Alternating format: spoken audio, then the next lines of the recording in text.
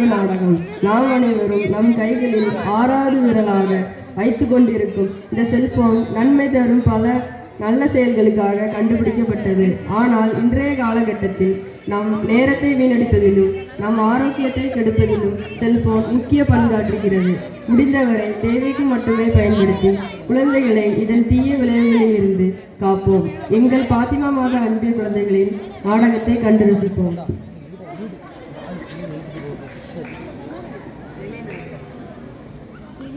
விவிக், என்ன பண்ணிட்டு இருக்க? உன்னை இவ்வளவு நேரமா கூப்பிட்டு இருக்கேன். என்ன பண்ணிட்டு இருக்க?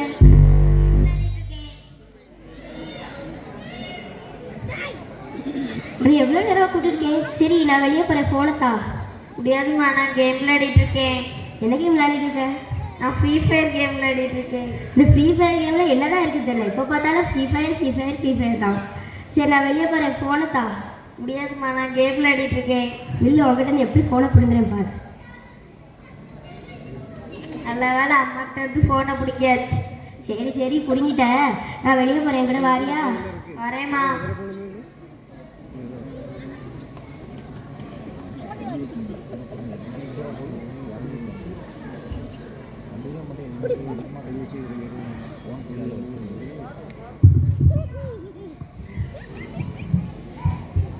என்று ஏதாவது அடிபட்டுச்சா?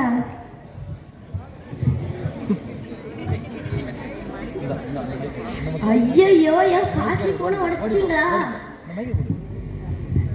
உங்களால ஒழுங்கா பார்த்து வர தெரியாதா? நாங்க ஒழுங்கா தான் வந்தோம். உங்க பையன் தான் ஃபோன் பார்த்துட்டு ஒழுங்காவே வரல. நாங்கெல்லாம் ஒழுங்கா தான் வந்தோம். நீங்க ஒழுங்கா வராம வந்துட்டு என் பையன் மேல பழி ஓடுறீங்க. என்னதான் பிள்ளை பெற்று வளர்த்து வச்சிருக்காங்களோ.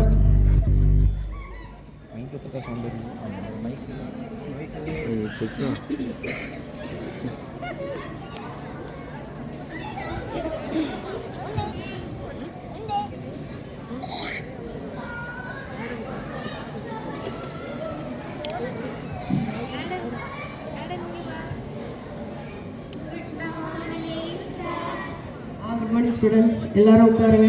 சார் இப்போ போர்டில் ஒரு சம் சால்வ் பண்ணி போடுறேன். அதை அப்படியே நோட்டில் காப்பி பண்ணிக்கிடுங்க. ஓகே ஸ்டூடெண்ட்ஸ், இதை சால்வ் பண்ணுங்க.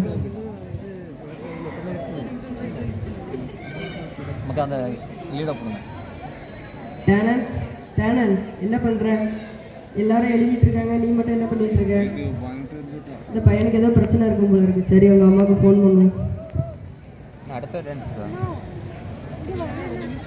ஹலோ டேனன் அம்மா, உங்கள் பையனுக்கு ஏதோ பிரச்சனை இருக்குன்னு நினைக்கிறேன். எல்லாரும் எழுதிட்டு இருக்காங்க, அவன் மட்டும் ஏதோ கையை செஞ்சுட்டு இருக்காங்க விளையாடுற மாதிரி. சரி, நான் ஹாஸ்பிட்டல் கொண்டு போய் பார்க்குறேன். Okay madam.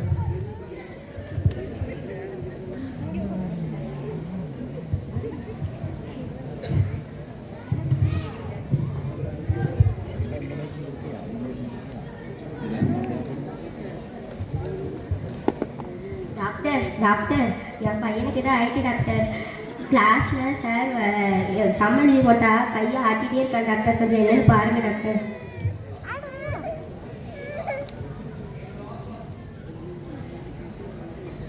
உங்கள் பையனுக்கு நரம்பு ரொம்ப வீக்காக இருக்குது. அதிகமாக ஃபோன் பார்க்குறதுனால மூளையிலேருந்து வர வேண்டிய சிக்னல் ரொம்ப லேட்டாக தான் வருது. நிறைய குழந்தைகளுக்கு இந்த மாதிரி தூக்கம் வராமல் இருக்குது, கவன சிதறல், எதுலேயுமே ஆர்வம் இல்லாமல் போன்ற பிரச்சனைகள் நிறைய இருக்குது. நீங்கள் ஃபோனை கொஞ்சம் கம்மியாக்கி உங்கள் டைமை அவன் கூட நல்ல முறையில் செலவழிங்க.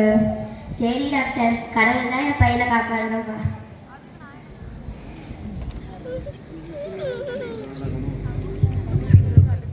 அது மட்டுமல்ல, அதிக நேரம் செல்போன் பயன்படுத்துவதால் மாணவர்களின் கற்றல் திறன் பாதிக்கப்படுகிறது. மிக விரைவில் அவர்கள் சோர்வடைந்து வருகிறார்கள்.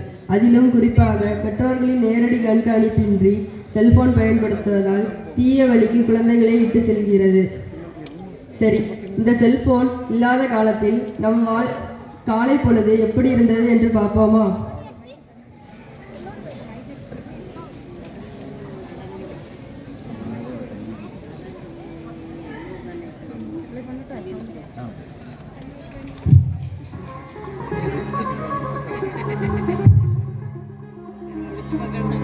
Thank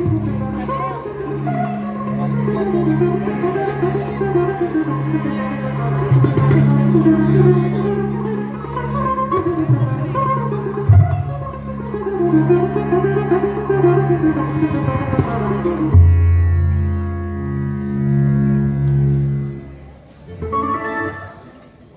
செல்போன் வந்த பிறகு நம் காலை பொழுது இப்படி மாறிவிட்டது.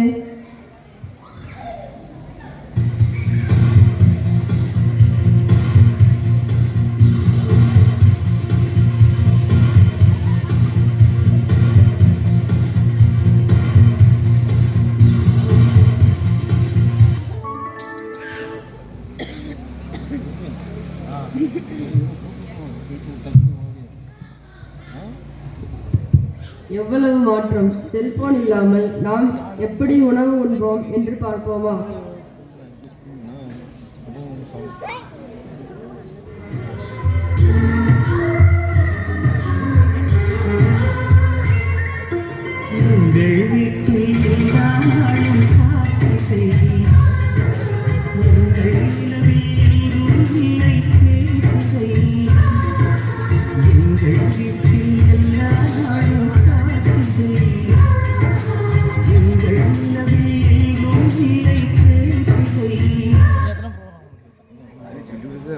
செல்போன் வந்த பிறகு நாம் இப்படிதான் உணவு உண்கிறோம்.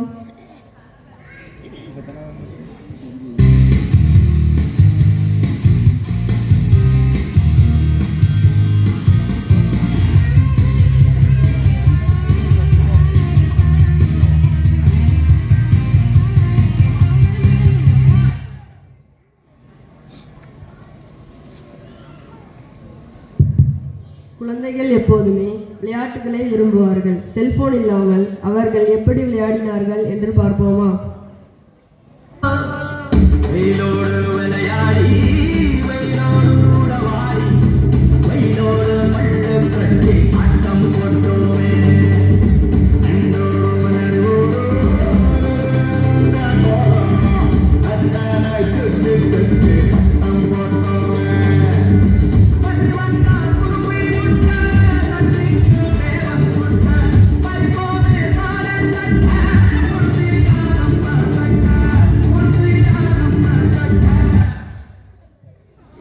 ஓடி ஆடி எல்லாம் எங்களுக்கு விளையாட தெரியாது. நாங்க இப்படிதான் விளையாடுவோம்.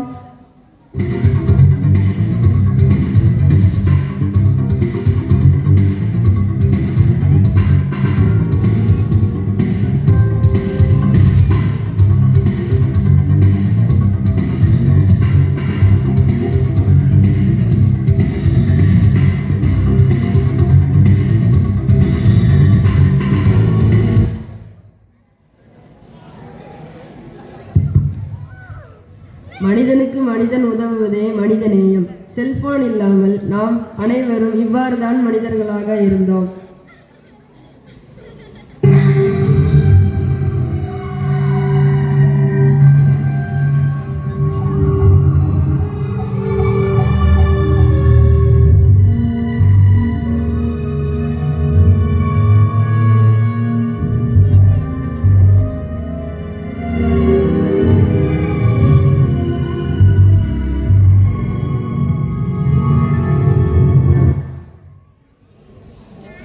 ஒரு மனிதன் கீழே விழுந்து அடிபட்டால் அவனை காப்பாற்ற எந்த மனிதனும் முன்வருவதில்லை. மாறாக இப்படிதான் நடக்கிறது.